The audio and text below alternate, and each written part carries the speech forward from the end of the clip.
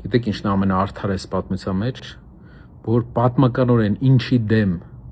քննադատության խոսք է բարձրացրել լրագրող Փաշինյանը, նույն բանը արել է վարչապետ Փաշինյանը։ Պատմականորեն միշտ խոսելով ընտրակեղծիքներից, քննադատելով ընտրակեղծիքները, այսօր նա հատեց ընտրակեղծիքների կարմիր գիծը 50,000-ից ավել ձայն ունեցող ուժի ուղակի մի քանի ընտրատեղամասի ձայներ չեղյալ հայտարարելով դուրս թողեց ազգային ժողովից, դրանով իսկ խլելով մեր ժողովրդից Ալիևի Ադրբեջանի սահմանադրությունը, ադրբեջանցիների կողմից ներմուծված սահմանադրությունը չէ ասելու իրավունքը։ Գիտեք ինչու է նա խոսում ընտրակաշառք տերմինի մասին,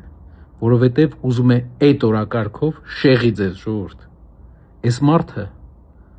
արել է Հայաստանի պատմության մեջ ամենակոպիտ ընտրակեղծիքը։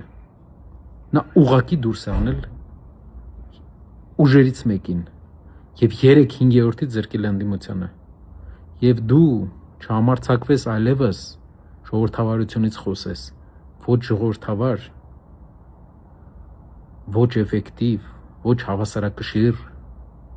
ոչ թավշյա ղեկավար։